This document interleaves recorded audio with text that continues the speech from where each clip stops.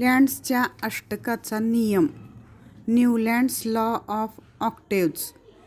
English वैज्ञानिक John Newlands याने एका वेगळ्या मार्गाने अणुवस्तुमानांचा सहसंबंध मूलद्रव्यांच्या गुणधर्माशी जोडला. सन 1866 मध्ये न्यूलँड्सने त्या काळी ज्ञात असलेली मूलद्रव्ये त्यांच्या अणुवस्तुमानांच्या चढत्या क्रमानुसार मांडली. याची सुरुवात सर्वात हलक्या हायड्रोजन या मूलद्रव्यापासून केली. भारतीय संगीत प्रणालीमध्ये सा, रे, ग, म, प, ध, नी हे 7 मुख्य स्वर आहेत व त्यांच्या समूहाला सप्तक म्हणतात. सा पासून स्वरांची वारंवारता वाढत जाऊन नी स्वर येतो. त्यानंतर मूळ साच्या दुप्पट वारंवारतेवर पुन्हा वरच्या सप्तकातील सा स्वर येतो. म्हणजेच सप्तक पूर्ण झाल्यावर स्वरांची पुनरावृत्ती होते.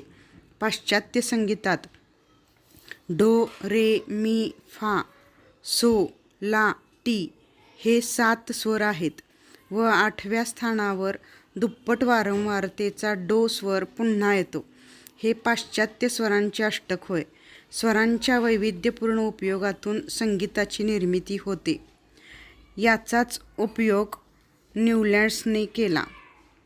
त्याला असे दिसून आले की प्रत्येक 8व्या मूलद्रव्याला पहिल्या मूलद्रव्यासारखे गुणधर्म होते. जसे सोडियम हे लिथियमपासून 8वे मूलद्रव्य असून दोघांचे गुणधर्म एकसारखे आहेत. तसेच मॅग्नेशियमचे बेरिलियमशी साधर्म्य असून क्लोरीनचे फ्लुरनशी साधर्म्य आहे. न्यूलँड्सने या सारखेपणाची तुलना संगीतातील अष्टकांशी केली. त्याने 8व्या व पहिल्या मूलद्रव्याच्या गुणधर्मामध्ये दिसून येणाऱ्या सारखेपणाला अष्टकाचा नियम असे म्हटले. न्यूलँड्सच्या अष्टकाच्या नियमात खूप त्रुटी आढळून आल्या. हा नियम फक्त कॅल्शियमपर्यंत लागू होत होता.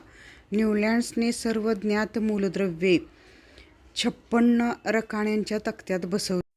असलेल्या सर्व मूलद्रव्यांना तक्त्यात सामावून घेण्यासाठी न्यूलँड्सने काही जागावर 2-2 मूलद्रव्ये बसवली.